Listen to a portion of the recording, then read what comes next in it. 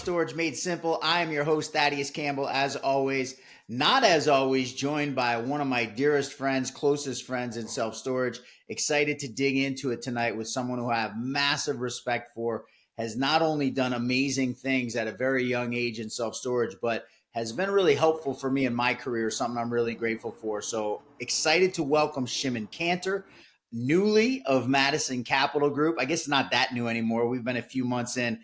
I'm not even going to try your title at this point. I'm just going to say you are a bigwig at Madison Capital Group, one of the biggest owners in storage. Actually, you've ended up rightfully so with a very well-respected group in the industry. Thanks so much for coming and joining me. Of course, my pleasure. Anytime. So, a little background on Shimon. We met a couple of stops ago. You were working for Paverny Chic in Baltimore, doing a bunch of development for them, which has been your specialty. Always like to, and by the way, I'd be remiss without saying this. Shimon is one of only a couple of people, two of my dearest friends actually, that are two-time people coming on to my podcast. So really excited that he was willing to come back on and go through this pain with me one more time.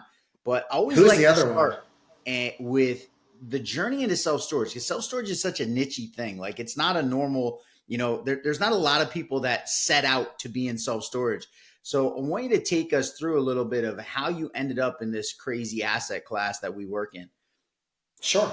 Total luck, actually. So I was going back 9 years. I was working for an office REIT in Columbia, Maryland.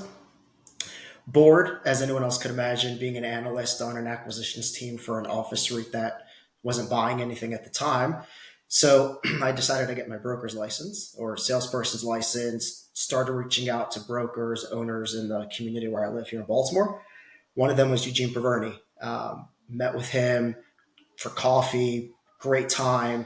Reached out to me a few months later and said, "Look, do you want to jump into development?" I said, "I have no idea what I'm doing." He's like, "Good, neither do I. We'll make the mistakes together." And away we went. Fast forward 36 facilities, 3.5 million square feet, and here we are. Just kind of fell into it and could not be happier. I love that story. Like, 36 facilities in what was a very short time. I know you left Paverny a couple of years ago, but worked for them for 6, 7 years total. A little bit less, about 5.5 years. How the heck do you do 36 facilities in 5.5 years? Well, I'm including my previous employer as well, where we did significant amount of storage development up and down the East Coast in about 22 states. So yeah, 36. It's been a fun ride, every second of it. Tell me one of the things I admire about you. I run into you, and the very first time we met was in Orlando in March of 2022 at a trade show. You are really good at connecting to people. It's something that I've noticed. Like, everyone knows you, and everyone doesn't just know you. Everyone I talk to has such a high opinion of you. How important has that connection been to you being able to do so many projects? It's everything. There's no way I'd be able to do it without having those connections. To me, I'm not in a position where let me rephrase that. I don't like to go and try to use people in terms of a sales scenario. I just like to connect people. When you connect people, it comes back full circle every time. And you meet with general contractors, you refer them to somebody else, it comes back to you. Same thing with the brokerage world, and your deal flow starts coming in from across the board. Your deal flow comes in from brokers, it comes in from other owners that you've helped out along the way. So with all that coming through, I mean that's the volume. The volume is just going out there, being human, right? Meeting people like you. When we met, I don't know, a few years ago, I didn't know you from a hole in the wall. I'm an introvert, but I, sucked it up, went over, had a conversation with you, scared to death. But that's that's how we do it. You can ask anybody else in this business who's, you know, more successful than I am as well, and it's the same thing. It's going to the conferences and meeting people and just being a resource for anyone and everyone that you can, and it comes around. Pay it forward. It's so fascinating. We were just up in Connecticut last week, and a mutual friend of ours, Martin Bloom, was there, and I had him on the podcast. Actually, just went live last week. I interviewed him a couple weeks earlier. He literally said the same exact thing as you, which is just it's about connecting people and not worrying so much about what happens immediately with that interaction. It always comes back around down the road. So it's fascinating that two people I hold in such high esteem had the same exact viewpoint on why they connect the way they do. I want to ask you a question. Go ahead. I'm sorry. I should have given you a chance to respond to that. No, you're fine. I was just going to say it's not genuine the other way. In my opinion, if you're always looking to sell or be sold, you lose the connections very quickly. It's self storage is as you know, it's a very small world. You know, somebody asked me, why do I go to the trade shows? They said, who are you trying to meet?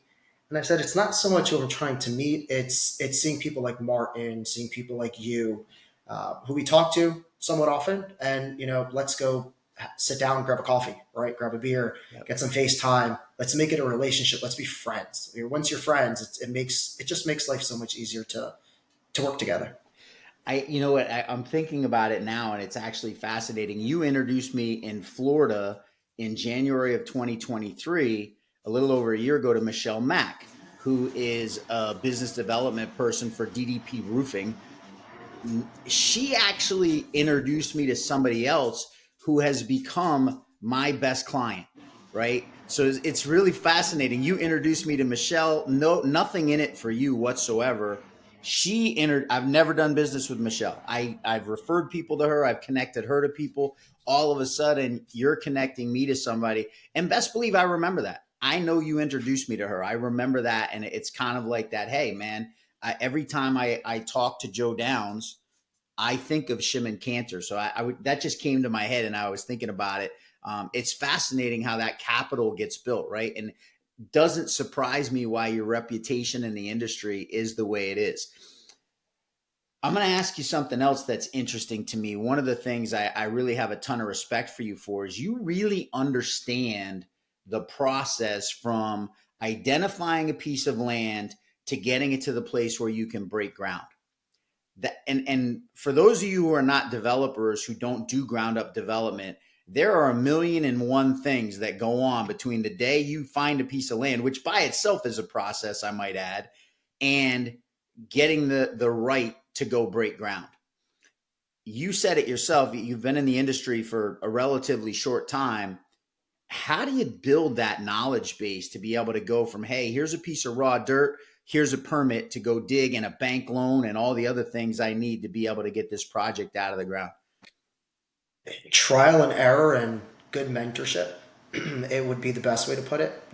How I started with Eugene was, I owe him everything in this industry. He gave me a chance. He got me started. Let me make every mistake without it hurting him. Right? He held my hand. He let me make the decision with him always watching in the background.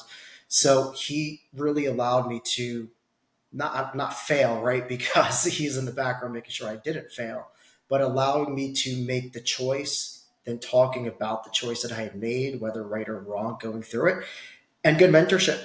And then obviously your knowledge base. That to me, that's it. It's so cool when you run into that person who, essentially you're talking about someone who knows how to be a good parent, essentially, right? Like how to give your child responsibility, but at the same time, kind of guide them in a way where they're going in the right direction. Yep, and willing to learn. I've built a lot, and I still come across things I haven't seen before. It's the willingness to be able to listen to the professionals. My it's your civil engineer knows a lot more than you do. Your architect knows a lot more than you do. It's being a little humble in your knowledge base and learning from everybody who's there to teach is really what, in my opinion, what gets you there.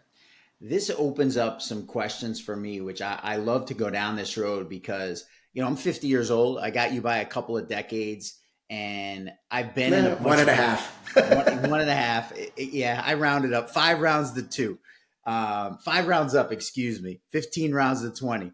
Um, I've been in other industries and you said it, you came from commercial retail. How gratifying, maybe that's the wrong word. Um, how cool is it to work in an industry? You talked about that, trusting the professionals, but the willingness of people within self storage to really guide and be mentors. It's different. I did not come across that till I came into the self storage industry. Coming from the office sector where I was and multifamily sector before that, it's very much I would like to survive and beat you into the ground, right? I'm going to step on your grave to advance myself. Yep. Self storage is completely different from that. I've been at a trade show with, I'm not going to name names, I don't want to get them in trouble, but with direct competitors, we've hung out, you grab a beer, um, and everyone's just there to help each other out. There's plenty to go around. There's no scarcity in other developments. Everyone has a different niche in what they do here. Some people develop, some people only buy existing. That doesn't mean you can't help each other out. It was a real breath of fresh air. I found that so powerful. Like even two people who are developers, right? Who are competitors, I see them helping each other out constantly, and it's such a breath of fresh air. That idea, people in the real estate education talk about the abundance mentality, and there's more than enough to go around. It is so rare to see people actually operate from that mindset where your victory doesn't have to be my loss. I had Mike Burnham on the podcast a few weeks ago, president of Storage Mart. Public Storage bought out his father's company that his father started, and he's really good friends with the head of Public Storage. They go out to dinner. Like, here's somebody who bought their company out, has nothing but great things to say about Public Storage. And if you know Mike Burnham, like he's about as genuine of a human being as you can get. He's not like telling a tale to tell the tale. So at the top of the food chain, people in this industry, you treat each other with respect and friendship. It's a really cool thing to see. It's a very cool thing to see. It makes life easy. People, other developers are a phone call away. They're a text away. You have a question on, hey, look, which bank's lending in this market? All right, you can go text another owner. They'll give you that information. It's no secret, right? That if you find a piece of dirt that they like, you got to it first. The response is God bless. Let's go chase the next one.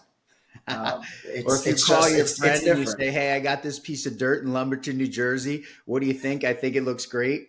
And they call back and they say, "What are you talking about?" And they put a site under contract 2,100 feet away. Yeah, so things like that, right? Where you get the phone call and you have that respect. It's respect, and I love it. That was a true There's story, by no the way, and I'm not yeah. salty in any way, shape, or form. I was the guy that found the second piece of dirt, and quite frankly, like, and that's something I think about all the time. In other industries, other people I know would have chosen to go down the path of trying to develop that other parcel, but the reality is, I'm not going to do that because it's a small industry. And first of all, neither one of us wins in reality if we both try and do a development 2,100 feet away from it. Maybe 3 years ago, we get away with it. In Right. 2024, not a good strategy. Right. So what happens is in this particular situation that actually happened, I you could have easily gone down that road and forced my hand to pull out, right? Pull out of that contract, and you take it over and you win that little trade area, but you didn't. Um, so thank you for that. But two, there's a lot of that in the industry. People will cross reference markets with other developers who they know that are building there. One, is it selfish? Sure, it's selfish, right? I don't want to come into another market where somebody else is, but at the same time, I don't want to ruin someone else's development either. Yep. Yeah, it's funny you say that, and it goes back to what I talked about earlier with the Michelle Mack introduction and how that's led to a bunch of business for me. Um, it's such a simple decision, right? The long term relationship and the value of the long term relationship is far more worthwhile than the one off that might have been. And who knows? And we also both know, right? I found a piece of land, there was those million and one pieces that were still in the way. Better to drop it and go find the next one and deal with a million and one pieces where piece a million in two is not somebody who you have respect for in the industry that you're all of a sudden competing against. Yeah, of course. I mean, look at retail, look at multifamily, look at industrial, look around the country, see how much of that product there is, and see what the product is with storage. If you step on someone's toes like that, it will bite you. It'll bite you very quickly. It's very small. Yeah, it's interesting you say that. Like there's not a lot of it in storage, but there are a couple people who will operate that way, Sure. and And it does. everybody knows who they are, right? Yep. So it's Yep. Yeah. And they're not going to get those, little pieces of kindness in return, which in the long run, especially and we'll go down this road, I guess it's a good time to kind of transition because 2024 is vastly different. We met each other in March of 2022, and in the 2+ years since then, it's been drastically different. In fact, we met and really bonded over a deal on a site for my previous employer in Sicklerville, New Jersey, that you folks at the time you were with Eugene, you guys were going to buy. And the Fed raised interest rates like a few weeks after we entered into contract. And of course, when the interest rates spiked the way they did, you all of a sudden debt gets a little bit more expensive. Point being, it's a very different landscape than when you were at Paverny. How are you navigating this change, especially in development where we're so affected by the cost of construction loans, which are even higher than your traditional financing on a facility that might be stabilized, harder to get construction loans because banks are pulling back from that higher risk lending? How different is it for you now as a developer versus 2, 3, 4 years ago? I think it's easier. And I'll expand on that. 2, 3 years ago, money was cheap. Look at all the product that's hitting the market right now with entitled dirt that all started in that time frame when money was cheap. Back then, you were going up against every mom and pop that wanted to develop. They were putting deals under contract with unrealistic timeframes, beating you out on price, beating you out on terms. And it was virtually, I think it was harder to lock up deals 3 years ago just based off the competition.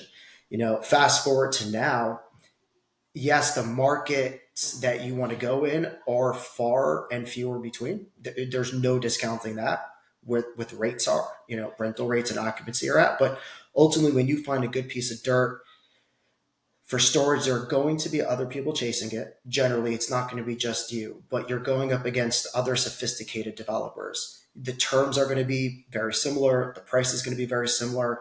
You're really not competing against somebody who's coming in with unrealistic expectations. So to me, finding the location to develop in is certainly more difficult, but winning the deal and getting it pushed through is easier. I love that. And I guess I would ask this question. I love the way you explain that, right? Harder to find because not as much qualifies maybe to get through underwriting. But once you've found it, much higher chance of winning that piece of dirt and being able to move forward. Absolutely. How has your criteria for what you're looking for changed over those couple of years? That's a very good question. So back at, we'll call it in the golden days, right? Here we are, 3 years ago. Where you you, threw a dart at you, a map and you could find a piece of land that would work for you go, development? exactly that would work. The buy box was pretty strict. It was 75, 80,000 people in a 3 mile, on the low end. That's what we were looking at. Rates had to be, I remember, 10 by 10 had to be $150 a month to fit the criteria. Nowadays it's a little different than that. So the rates, to me, a lot of it comes down to rate, or 98% of it's going to come down to rate. If there's room for rates to soften, I like the market. Now, am I going to go into a market where the trade area is 8,000 people? Absolutely not. Am I going to go into a market where the trade area is 30,000 people? Yeah, I will. I absolutely will. If the rates are there, there's no other competition coming in. I'm better located. Let's say there's no other climate there. Population growth is there. That 30,000 population density 3 years ago, I disregarded. Why would I do that when I can do this, right? Um, in hindsight, that's a mistake. I've seen some markets where there's significantly lower population, where quick lease up, high rates, and the projects are doing phenomenally well. Other markets, look at Philly, really good density, rates were fantastic. One of the worst storage markets right now in the country, and it's dense. Just looked at a deal there that was presented to me, cheap, like cheap piece of dirt. It was actually a conversion, I think, a building. I don't even remember now because the rates were so bad in the trade Yes, radius. That was like it was hard to fathom, right? Like you had mentioned, 150 was like 2 3 years ago. $150 for a 10 by 10 was like break even. Now I'm looking at literally at you. If it's not $200 a month, I'm not even taking a second to look at it. And I exactly. think this Philly was like, the web rates. And listen, we can dig into a little bit because there's a lot of nuance to that.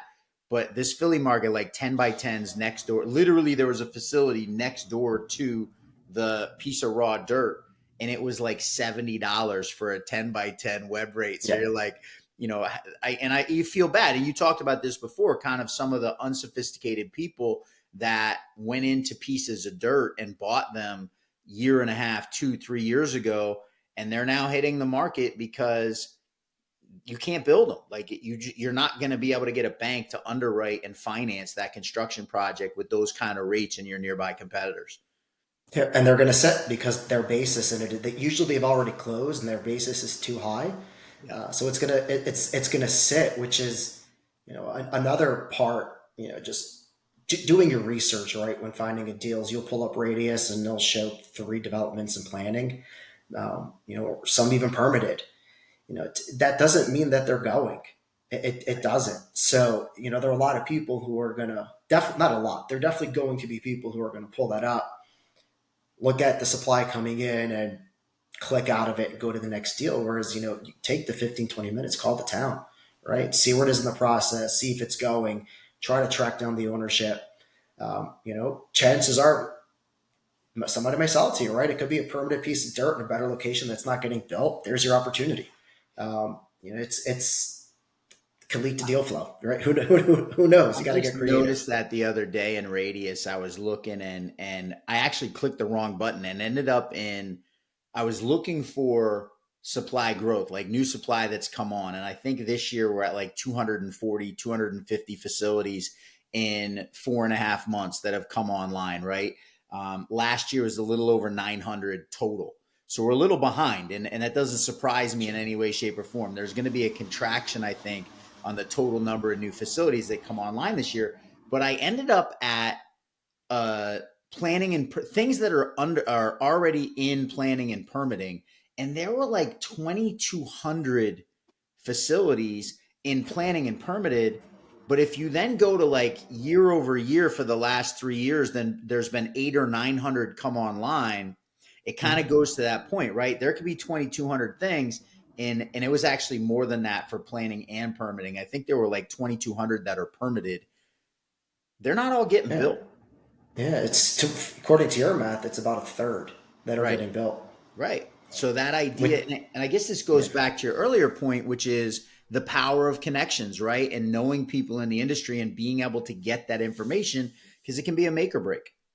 yeah, and look, I'll add one more point to that is you had Martin on last week in Connecticut, and it's pricing's moving in our direction as developers.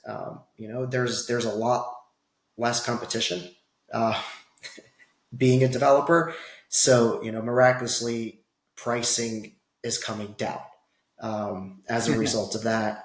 Right? Isn't that crazy? Right? It's There's not fun, as much right? work. Less Prices all demand. Yeah, price goes less down. demand. Prices are coming down. Right? Who would have figured that?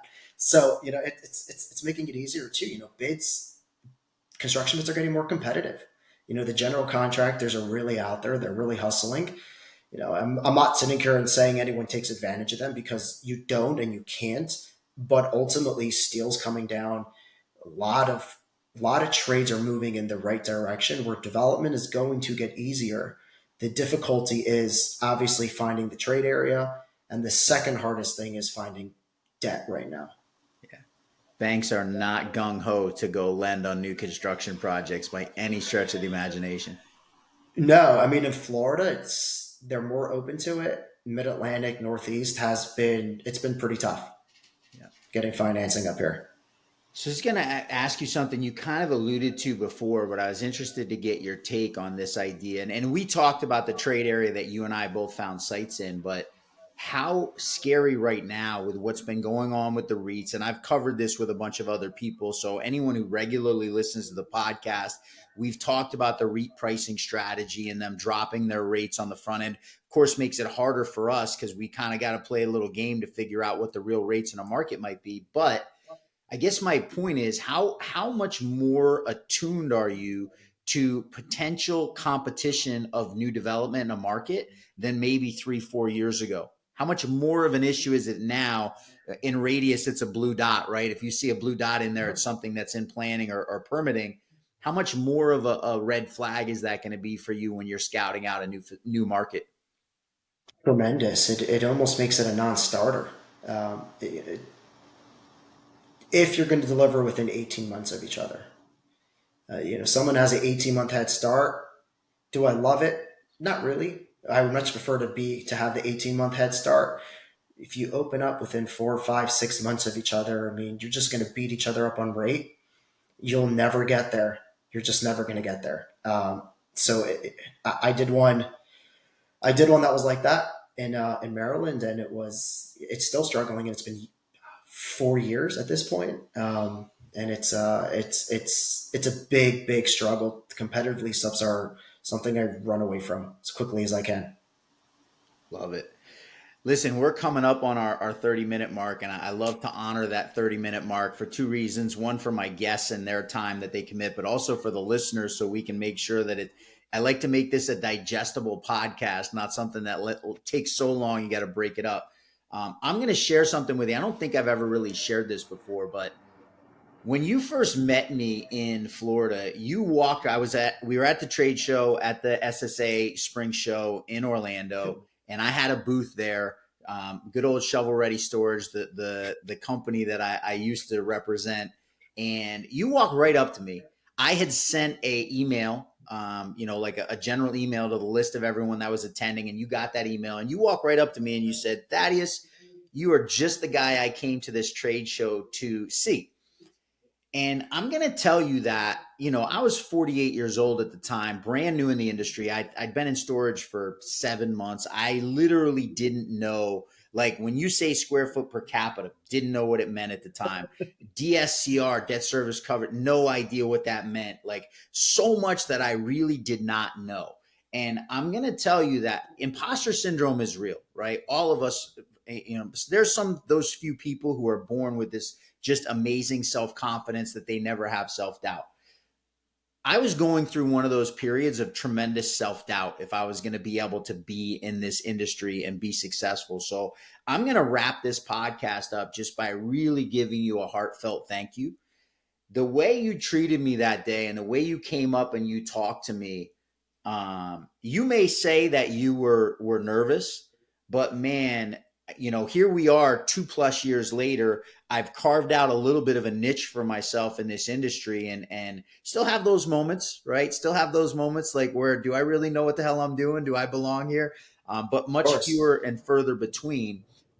Just want to thank you, man. You're one of my dearest friends, somebody I have so much respect for. I would go to the end of the earth for, if for nothing else, that one 20-second interaction that we had in Orlando that really kind of flipped the switch for me. Like, holy shit, pardon my language, man. All right, there's something here. So I wanted to just take a second. Thank you for coming on, but man, I I appreciate consider you that. such a close friend, and maybe I don't think I've ever told you how important that was at that moment to me in my progression in the industry. So doesn't surprise me given the way this industry treats each other that you would have treated me that way.